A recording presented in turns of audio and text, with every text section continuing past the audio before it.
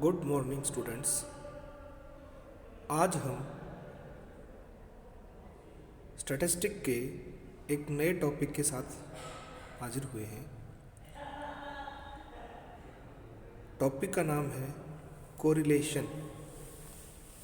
हिंदी में हम इसे सहसंबंध बोलते हैं। सहसंबंध होता क्या है? किन्हीं दो चरों के बीच में जो संबंध पाया जाता है उस संबंध को हम सहसंबंध कहते हैं। Between two variables there is a some relation. उनके बीच में कुछ संबंध होता है, उस संबंध को ही हम क्या कहते हैं? सहसंबंध या कोरिलेशन कहते हैं। अगर हम डेली लाइफ में देखें तो हमें ऐसे बहुत सारे उदाहरण मिलेंगे जिनके बीच में हम संबंध कह सकते हैं। जैसे कि हम ये देखते हैं कि सूर्य की रोशनी जैसे जैसे बढ़ती है, मतलब उसकी लाइट जैसे जैसे तेज होती है, वैसे वैसे ही उसकी हीट भी बढ़ती चली जाती है, मतलब उसकी गर्मी बढ़ती चली जाती है। तो इसका मतलब है कि लाइट एंड हीट में एक रिलेशन है। ठीक है। इसी प्रकार से जो है हम ये कह सकते हैं कि एक व्यक्ति की एक फिक्स एज तक जैसे जैसे उसकी एज बढ़ती है वैसे वैसे उसका वेट भी बढ़ता चला जाता है। या आप लोग डेली की लाइफ में इकोनॉमिक अगर मैटर को देखें, हम अर्थशास्त्र के अंतर्गत देखें तो हम ये कह सकते हैं कि किसी वस्तु की कीमत बढ़ने से उसकी मांग पर उसका क्या प्रभाव पड़ता है? उसकी मांग में कमी आ जाती है। या ये कह सकते हो कि उसकी सप्लाई में वृद्धि हो जाती है। ठीक है। इसी प्रकार से कह सकते हैं कि मांग में यदि जो है मांग कह रहा हूँ मैं, यदि किसी वस्तु की कीमत में कमी आती है, यदि वस्तु की कीमत में, मैं पहले भी कीमत ही बोलना चाहता था, कीमत में यदि कमी आ जाए तो उसकी मांग बढ़ जाती है और सप्लाई घट जाती है। तो इस टाइप से बहुत सारे हमारे को उदाहरण एग्जाम्पल मिल सकते हैं कि जिनमें हम ये कह सकते हैं कि दो वेरिएबल्स के बीच में, दो चरों के बीच में संबंध पाया जाता है।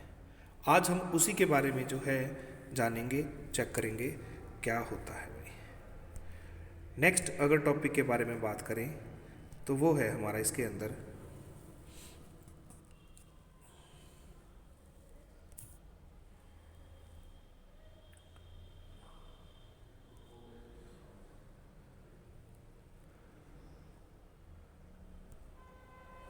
सेकेंड पॉइंट, वही डेफिनेशन ऑफ कोरिलेशन। डेफिनेशन से पहले कुछ एक मीनिंग बताए हुए हैं, हम उन मीनिंग्स की बात करेंगे। देखिए क्या क्या बता रखे हैं। सबसे पहला, correlation is a statistical tool that helps to measure and analysing the relationship between two variables. Correlation जो है वो एक सांख्यिकीय जो है टूल है जो हमारे को दो चरों के बीच में संबंध ज्ञात करने के लिए मापा जाता है, ज्ञात किया जाता है। दूसरा, correlation measures the relationship between two variables X and Y. Variables के नाम दे सकते हैं एक्स एंड वाई, तो उनके बीच में जो रिलेशन है उसे जो है ज्ञात किया जाता है। ठीक है। अब ये जो है दो अलग अलग जो है हमारे लेखक हैं, एक तो कॉर्नर और एक दूसरा सिम्पसन एंड काफ्का। इन दोनों ने अपनी अपनी डेफिनेशन दे रखी है। इन डेफिनेशंस को आप जो है पढ़ेंगे। मैं पढ़ रहा हूँ सिम्पसन एंड काफ्का की। Correlation analysis deals with the association between two और मोर वेरिएबल्स। दो या दो से अधिक जो संबंधों का जो हम विश्लेषण देखते हैं उस विश्लेषण को ही हम क्या कहते हैं? कोरिलेशन। नेक्स्ट है कि कोरिलेशन सहसंबंध की क्या उपयोगिता है, इसकी यूटिलिटी क्या है। देखिए सबसे पहले क्या रखा है, estimation the relationship between economic variables. जो ये कह सकते हो इकोनॉमिक वेरिएबल होते हैं उनके बीच में जो संबंध होता है उसका अनुमान लगाया जा सकता है। दूसरा, helpful in framing the business policies, जो व्यापार की जो नीतियां हैं उनको बनाने में ये हमारी बहुत ज़्यादा सहायता करता है। उसके बाद है मोर रिलायबल फोरकास्टिंग। फोरकास्टिंग क्या होता है, भविष्य के लिए जो अनुमान लगाया जाता है उसी को फोरकास्टिंग कहते हैं, उसके लिए ज़्यादा भरोसेमंद होता है ये। उसके बाद है बेसिस ऑफ रिग्रेशन एनालिसिस, ये हमारा नेक्स्ट चैप्टर रहेगा, रिग्रेशन एनालिसिस। रिग्रेशन एनालिसिस का बेस होता है। रिग्रेशन के अंतर्गत क्या होता है कि यदि हमें एक मान लो x वेरिएबल की वैल्यू पता है और हमें y वेरिएबल की वैल्यू फाइंड करनी है तो वो हम फाइंड कर सकते हैं रिग्रेशन की सहायता से। लेकिन वो रिग्रेशन जो है वो उसकी उत्पत्ति जो है कोरिलेशन के फार्मूलों से ही होती है, इसलिए कोरिलेशन बहुत ज़्यादा ज़रूरी होता है। तो उसका बेस होता है कोरिलेशन, रिग्रेशन का बेस है कोरिलेशन। उसके बाद है यूज़फुल इन रिसर्च, अलग अलग टाइम पे अलग अलग चीज़ों के लिए यदि हमें कुछ रिसर्च करनी है तो उन रिसर्च में भी कोरिलेशन जो है बहुत ज़्यादा हेल्प करता है, बहुत ज़्यादा सहायता प्रदान करता है हमारे को। नेक्स्ट है टाइप्स ऑफ कोरिलेशन, सहसंबंध के प्रकार।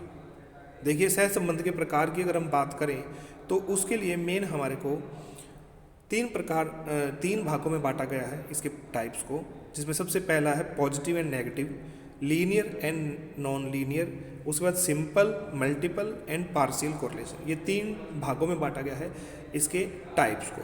अब सबसे पहला जो है वो कौन सा है हमारा, पॉजिटिव एंड नेगेटिव कोरिलेशन। पहले हम इसे पढ़ेंगे कि पॉजिटिव या नेगेटिव कोरिलेशन क्या होता है। पॉजिटिव कोरिलेशन वो कोरिलेशन होता है जब 2 वेरिएबल सेम डायरेक्शन में जा रहे हों।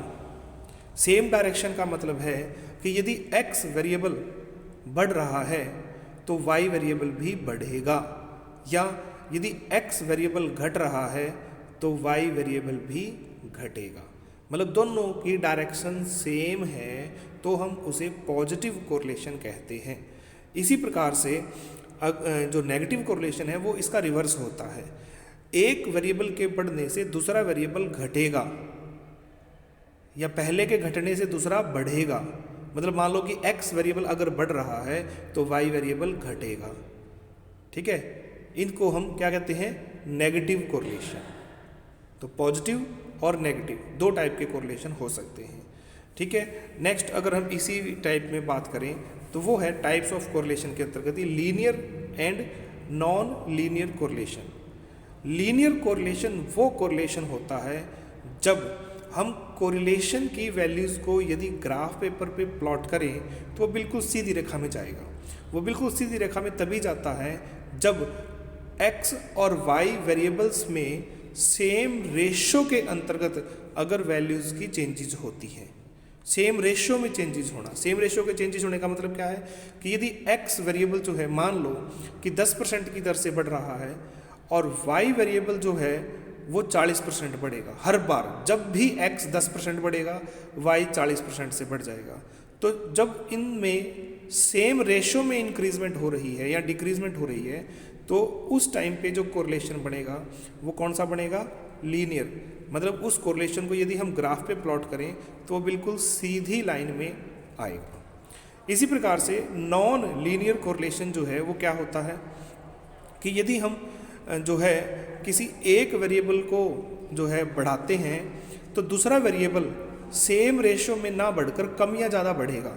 जैसे मान लो कि 10% हम x वेरिएबल को बढ़ाते हैं तो y वेरिएबल कभी तो 10% बढ़ेगा, कभी 20%, कभी 30%, कभी 40%, कभी 5%। मतलब कहने का क्या है कि सेम रेशो में यदि चेंज ना हो तो वो क्या कहलाता है, नॉन लीनियर कोरिलेशन। और इसको यदि हम ग्राफ पे प्लॉट करें तो क्या होगा, वो बिल्कुल सीधी रेखा में ना आकर आड़ी तिरछी रेखा में आएगा। जैसे कि मैं अभी एक एग्जांपल द्वारा बता रहा हूँ आपको कि किस प्रकार से वो जो है आएगा।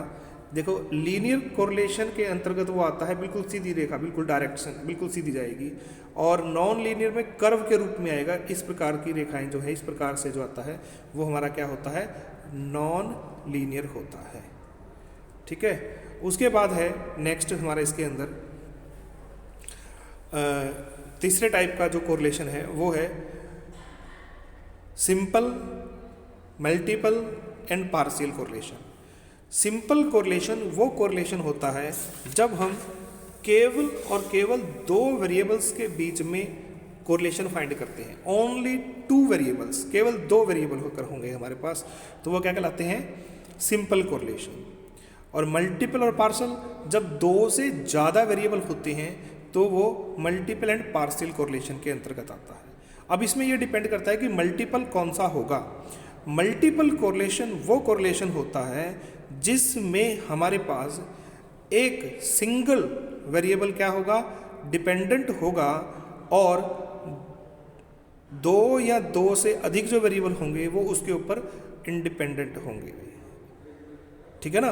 देखिए मैं अभी आपको लिख के बताता हूँ कि एक्चुअल में होता क्या है, उसको शो कैसे करते हैं हम।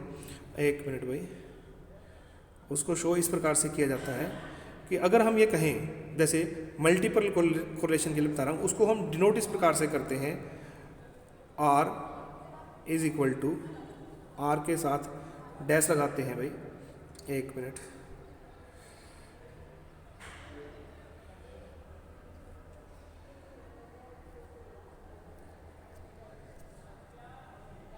R के बेस में हम बोलते हैं 1.23, इस प्रकार से उसको डिनोट किया जाता है। मतलब ये हुआ कि वन वेरिएबल जो है वो डिपेंड है सेकंड एंड थर्ड के ऊपर। ठीक है, तो वो क्या कहलाएगा? Multiple correlation. और इसी में यदि हम पार्शियल कोरिलेशन की बात करें तो उसमें क्या होता है कि दो या दो से अधिक वेरिएबल क्या होंगे? डिपेंडेंट होंगे, और सिंगल वेरिएबल जो है वो क्या होगा? इंडिपेंडेंट होगा। उसको हम इस प्रकार से डिनोट करते हैं। पार्शियल को बता रहा हूँ अब मैं, R 1.2.3, इस तरह से भाई। तो ये जो कोरिलेशन है वो हमारा क्या होगा? पार्शियल। ठीक है, लेकिन फिलहाल हम जो है बीकॉम के अंतर्गत जो पढ़ रहे हैं उसमें हमारे सामने केवल और केवल जो है ये कह लो कि जो हमारे सिलेबस में है वो सिंपल कोरिलेशन ही है। पार्शियल एंड मल्टीपल कोरिलेशन हमारे सिलेबस में नहीं है, तो इनके बारे में हम नहीं पढ़ेंगे। अब कोरिलेशन कैसे कैलकुलेट किया जाता है इसके बारे में हम नेक्स्ट वीडियो में बात करेंगे। आज के लिए इतना ही काफ़ी है। Thank you.